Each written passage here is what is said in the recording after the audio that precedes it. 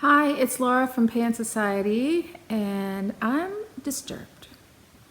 I know you're supposed to focus on the love and light, supposed to, and they say keep it positive, keep it motivational, but that is not where I am today. And being a Scorpio rising, I'm really comfortable in the dark because when you go in the dark and sit there for a while, your eyes adjust and you see things that you might not have seen if you stayed in the light. And I'm going to talk about one of them in just a minute. Stay tuned.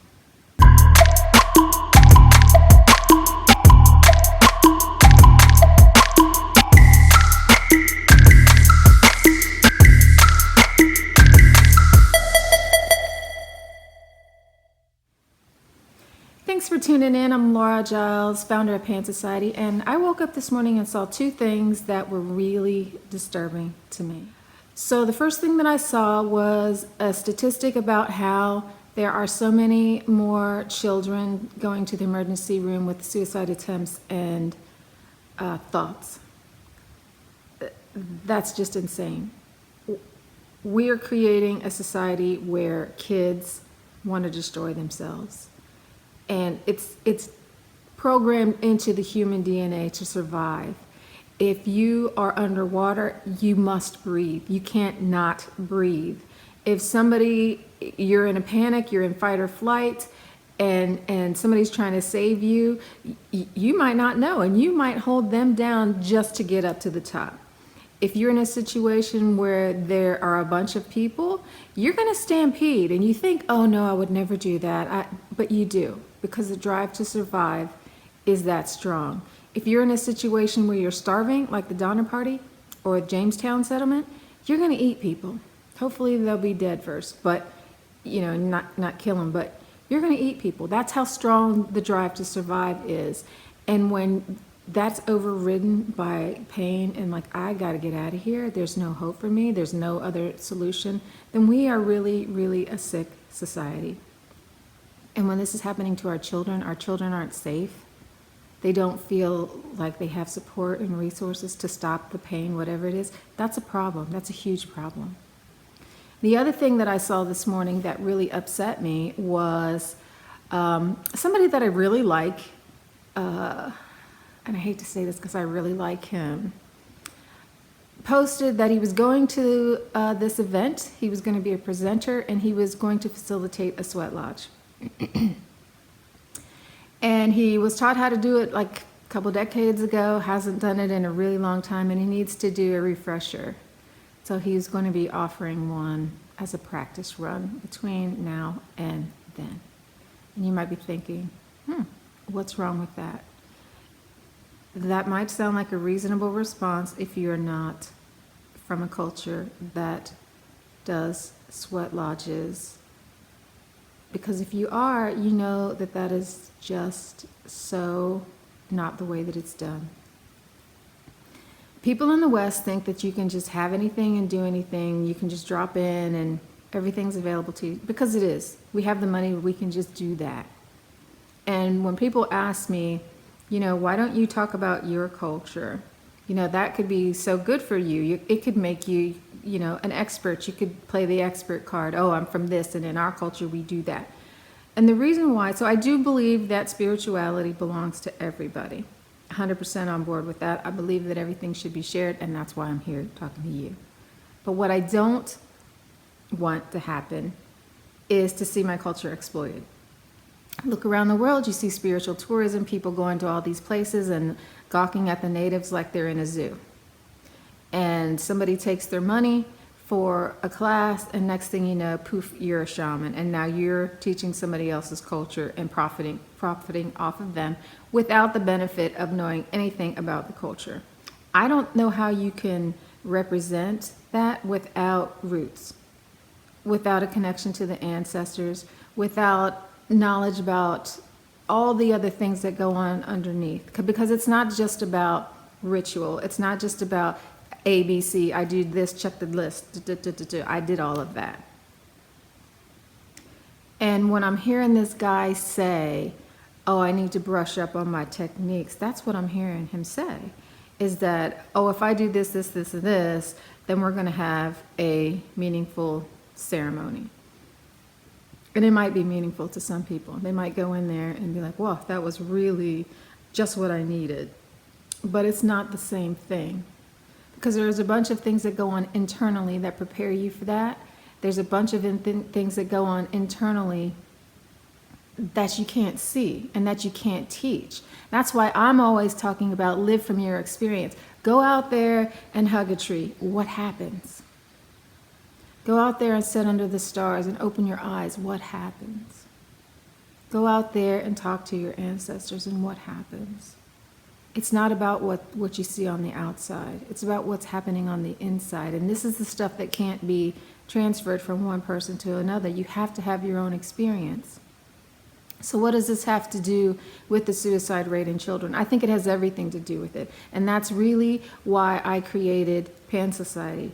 I believe in reincarnation. I believe that I'm going to come back. I want to have a world worth coming back to. I want my descendants to have a world worth living in. We don't have a generation of elders. Where are the elders? We have old people. We don't have elders. People are growing up as children. You're big children. It's not like there's arrested development as a child, and you grow up as a wounded child and grow up as a wounded adult. A wounded adult having wounded children. And now it's to the point where these children are wanting to destroy themselves. That's heartbreaking. So let me kind of come at it at another angle, okay? Maybe in case I'm not clicking. So the self-help business is $1 billion business. That's billion with a B. Huge number. Lots of people are motivated for growth. That's fantastic. I am too. And so they go into these situations where they meet these experts, they learn these techniques, everything is wonderful, I'm inspired, I'm on a roll for a week, a month, 90 days, and then something happens, and then I have to go to the next one, and the next one, read the next book, meet the next expert, and it goes on and on and on. And I think that I'm growing, but I'm really not growing.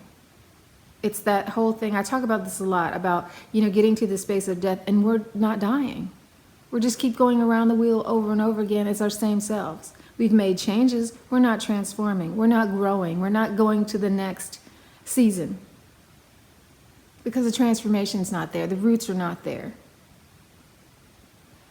Last Christmas, I went to this place that's known as a spiritual destination. It was absolutely beautiful, just beautiful. You could feel the presence of spirit there. You could feel nature's all around. It just, there's no way to be there and not feel better. Just to breathe the air. It's a different air, and to be surrounded by God, really, and the plants, and in the sky, and the water. And what I saw there was a bunch of people who think that they see themselves as spiritual.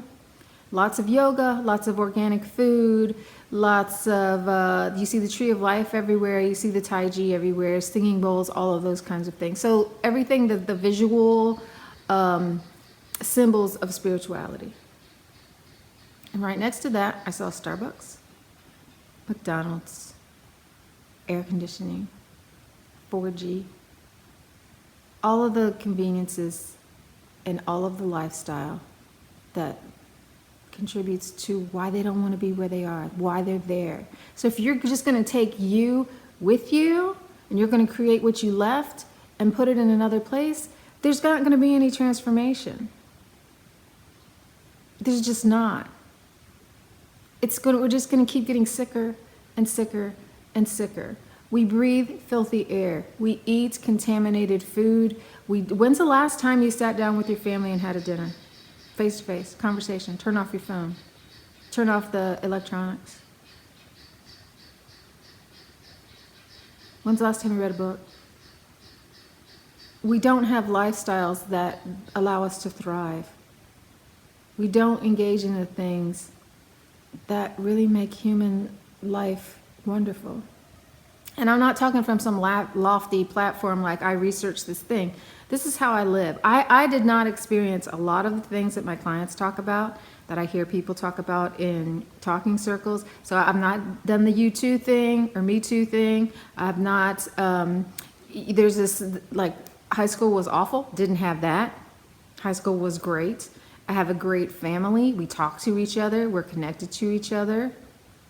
I have great friends. I didn't have like those awkward sex moments, dating moments. Never had that. And I'm pretty happy and chill most of the time. So you see me upset right now, but I'm pretty chill most of the time. And I think it's because of that I'm rooted. I have ancestors. I know who I am. I've always known who I am. I know who I belong to. I have people I can talk to. My body's healthy. I eat good food. I have animals. I live in the country. I breathe cleaner air. So I'm inviting you to take a look at what are you contributing? What are you doing? How are you improving yourself? How are you making this a better place for you to come back to if you believe in reincarnation? How are you making it better for our kids? We are all in this together, and I'm begging you to make a change. That's what PAN is here for. We're here to create connections. We're here to teach you. You can't just say, it's not enough. I'm telling you, it's not enough. I'm not judging you. Do your life your way. But it's not enough to say, I believe in oneness. What does that mean to you? How do you nurture that? What are you doing? You know, it may seem like we don't talk about spiritual stuff here because it's really everyday stuff. Yes, your spirituality happens every single day. When Tisha's talking about authenticity, it's because sovereignty is about authenticity. If you don't know who you are, you can't be authentic, and then you don't have a platform from which to create the rest of your life. And if you're not authentic, and if you're not you, who are you connecting to? When you're making these connections, who are they relating to? I have so many clients all the time who have friends who say, oh, I can't tell this to my best friend. Why not? I can't tell this to my mom. I can't tell this to my spouse. Why not? We need each other.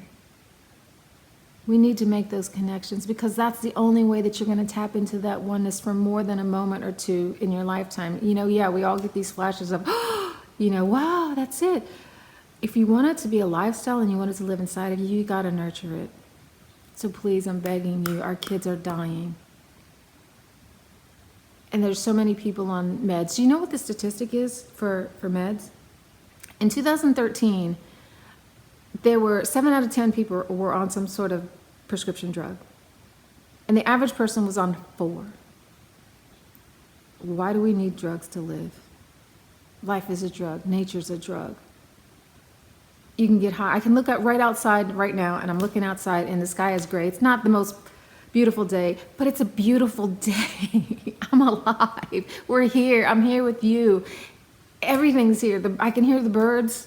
I'm looking at the trees. It's a beautiful day. We all have something to be thankful for every single day. Love it. Live in it. Enjoy it. And even if it's not something that makes you happy in this moment, there's something in your life that does. What about your kids, your spouse, your job, something? I'd really like to hear your opinion on this. Why are our kids dying? What do you think? What am I missing? How are you making it better? Let's have a conversation. Let's teach each other. Please, I'm begging you. Please. Thanks for tuning in. See you next time.